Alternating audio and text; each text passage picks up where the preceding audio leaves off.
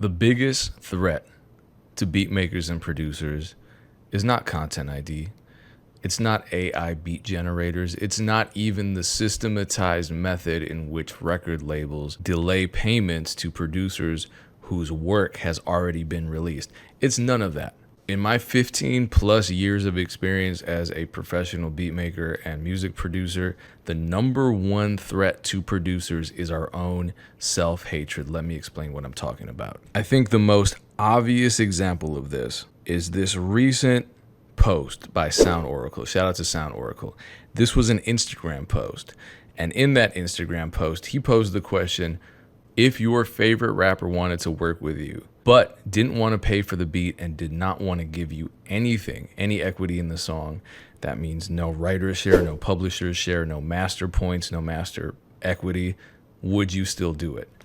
The quickness and the vehemence with which many producers responded with an unequivocal and resounding yes shows me that there is a strong vein of self-hatred in the music producer community. And you know what the thing is? I'll be honest with you. I don't think these producers even know they're practicing internalized self-hatred. I don't. And that's what makes this terrifying to the producer community. Don't listen to me. Listen to the advice that Nipsey Hussle gave Mike and Keys. Nip used to always say this to us. He's just like, I don't want a penny more or a penny less. I just want what I deserve. So that's how we feel. Like we just kind of just, we kind of put it in God's hand, man, because the music business will make you negative when it comes to split. So as Nipsey Hussle says, I don't want a penny more or a penny less than what I deserve. Let me explain to you producers what you deserve. When you make a beat, you are creating a new work. The music business is unique in that each new work is protected by two distinct and separate copyrights. Let me bring up my chart. I love this chart. Shout out to BeatStars Publishing for releasing this chart. These are the two copyrights, the master recording and the composition. Now, I know there's going to be some bullshit in the comments talking about, you don't know nothing about copyright law. All right, let's make this painfully clear. Copyright.gov, the only authority on copyright. When is my work protected? You don't have to register a damn thing in order to own the copyright to the beat that you create. It says so right here on copyright.gov. When is my work protected? Your work is under copyright protection the moment it is created and fixed in tangible form, perceptible either directly or with the aid of a machine or device. You know what that means, right? If you have an FLP file with your beat in it, if you bounce that FLP file as a wave or you don't bounce it as a wave, that's tangible form. You own that copyright. And it's not just one copyright. No, it's these two. You own the master recording, which is the actual recording of the song, and you own the composition. Think sheet music, think piano roll programming in FL Studio. I'm not going to rehash this part. What you need to know is that you own these two distinct copyrights to your beat. That means that if somebody wants to use it for a song, they have to license or purchase. You have to expressly give permission for that person to use both of those copyrights. That's just what it is. I'm not here to argue with you. If you don't believe that, cool. It's right there. I was seeing a lot of comments from veteran producers who were immediately saying no. Like my man Kia Shine says, immediately no.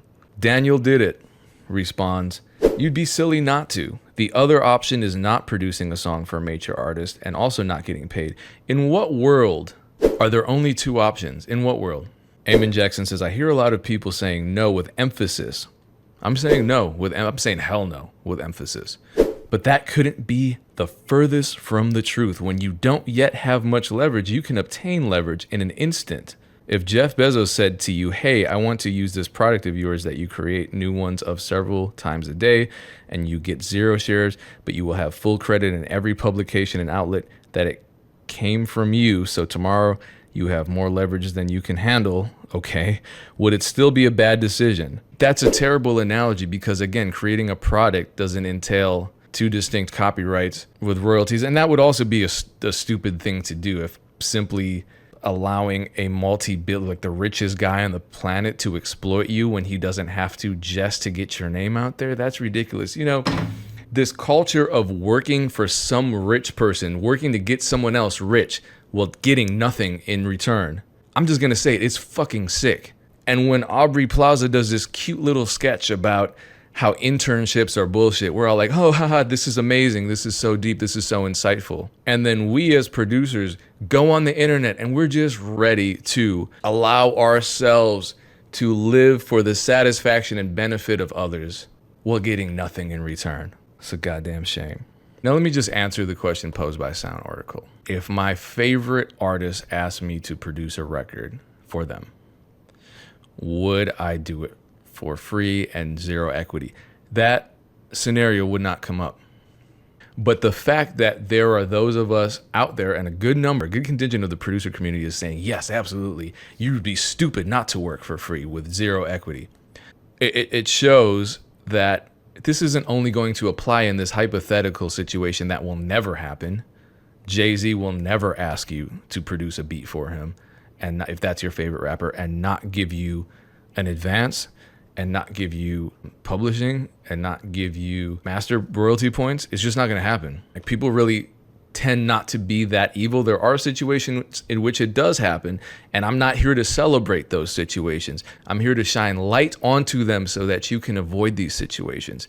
I'm going to talk about myself. My favorite hip hop group of all time is Public Enemy.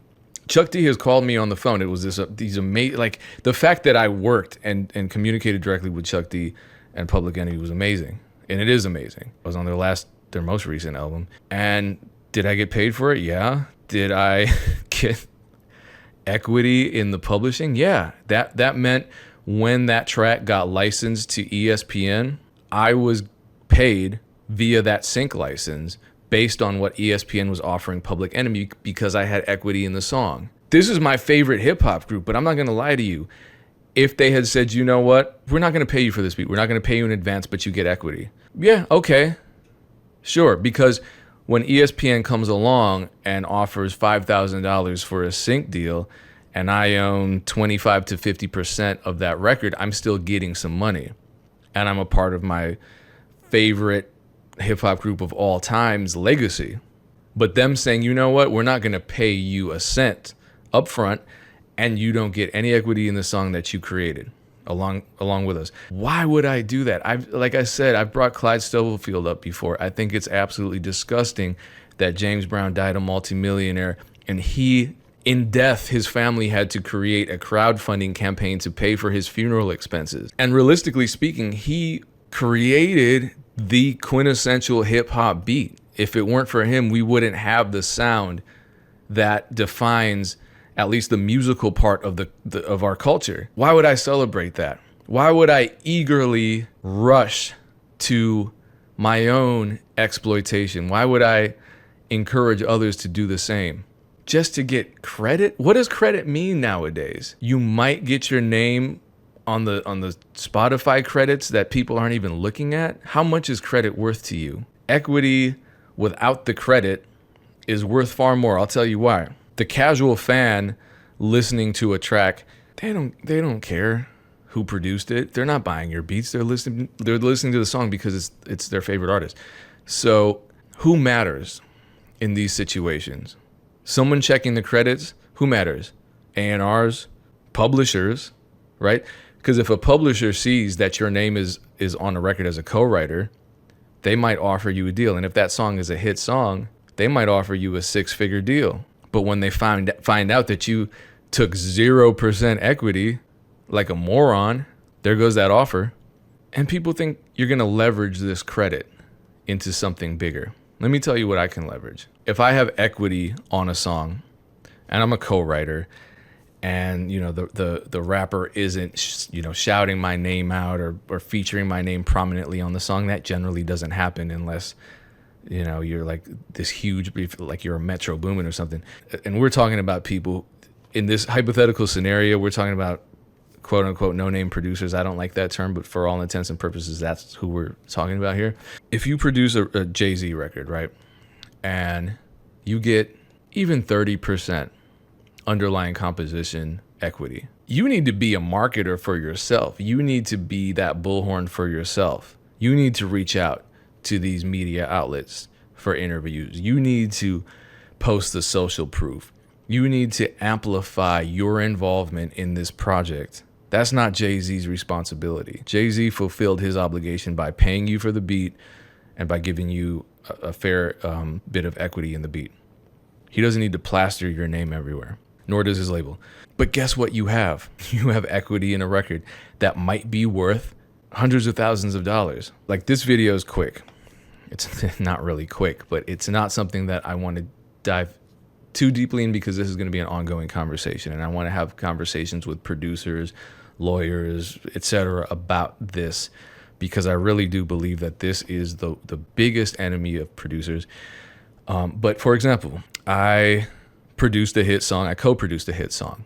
The producers split 3 ways, 50% of the underlying composition. So if we go back here, under the underlying composition copyright, mechanical royalties fall. Now, the label issued us a mechanical license. I only owned, well, I still own, whatever 50% divided by 3 is. So like, not a huge percentage. My first mechanical royalty check was damn near $10,000. That's just one royalty stream. People act like credit is this thing that you can build the rest of your career on. That one song that you don't own equity in, that might be your only song. That might be your only big song. I've been doing this for 15 years. I just got my first hit single, like a true hit single, RIAA certified hit single. I only got that within the last 2 years of my career. Anything can happen. You really don't know. If you get equity now, if you demand equity now, you shouldn't even be negotiating on your behalf. You should get a lawyer to represent you, and any lawyer would be angry. They would cuss the hell out of you. They would smack dog shit out of you if they heard that you were even considering signing a deal in which you are cut off entirely from any sort of ownership, money. It's just not how the business works. Way back, I interviewed Lil Vo, because he produced Pull Up With a Stick and lost everything. He actually got paid in advance. So he didn't even get jerked the way that people on this Instagram post are encouraging other producers to get jerked. But it was still really bad. Then I had got a phone call. It was like, hey, I'm so and so from Atlanta. We want to purchase the beat from you to get it up and get it going. Me at the time, I'm still working at the shoe store, so I'm like, hey, this might be a good thing. But I didn't know nothing about the paperwork, nothing about the business at the time. I got sent the contract. I read it over, but I didn't know it. The work for hire contract, so I had signed that and then took everything. They took everything from him because he didn't understand the contract, but they still gave him a couple $1,000s up front. That song, platinum, off the mechanicals, off the potential publishing deal, off the master points, off the performance royalties, off the sound exchange, all that. He could have made 6 figures. Think about what you could do for yourself, for your family with 6 figures. Even if you invest it in a low risk sort of investment scenario, you can be making money every year off that. Or you can purchase a property for yourself. So why would someone want to take that away from a young producer? Why would someone want to? It's sick. I don't understand it. It's sick enough that there are people out there that want to take this from us when they don't have to, when the law already explains and outlines and protects our rights to the 2 copyrights of the beat that we created. It's sick that people would want to take that away from us. But when other people do it to us, they're our enemies, right? It's very clear. What about when we want it to be done to us? What is that? If you're in a relationship, right, and your partner cheats on you and you're like, you know what, it's cool. I don't like it. It hurts me. But there are no consequences for that. I'm not leaving you. I'm not giving you an ultimatum. They're going to do it again. So you think that when you accept $0, 0 equity, that somehow you're in the music business? You think you're not setting a precedent for yourself and for your career to just keep getting screwed over. Look, I've been through this. Like I said, I lost everything.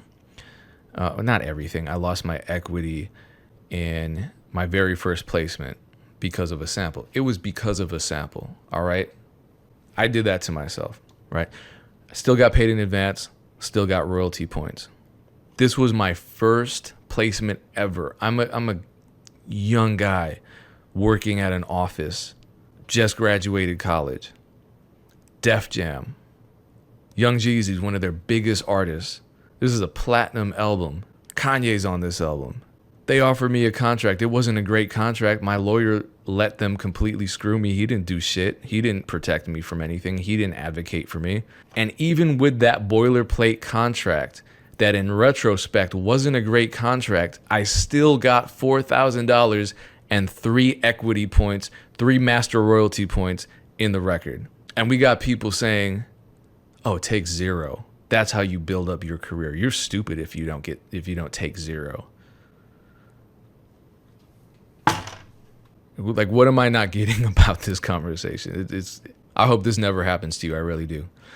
And that's why I make these videos, because if you are an aspiring producer and you find yourself in this situation, you can choose to walk away. You're not. Like, I've had people offer me these kinds of deals, and I said no, and then they came back with a better offer. You can say no to people. All these people that are saying you either accept this horrible deal where you're just getting shit on, or you don't work in this business. They're liars. They don't know what they're talking. No, it's not 2 options. There are many options. It's a whole spectrum of options. Know that. Know that you can say no. Know that you can reject something.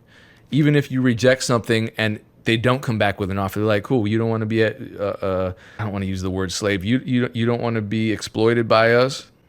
Cool, we're out. Fuck them. You don't want those people in your life. They don't respect you. You're going to build your career off of working for people who don't respect you? You're better than that. You can say no. Something better will come along. Again, I just hope this doesn't happen to you. Someone offers you something, find a lawyer, an entertainment lawyer that you trust.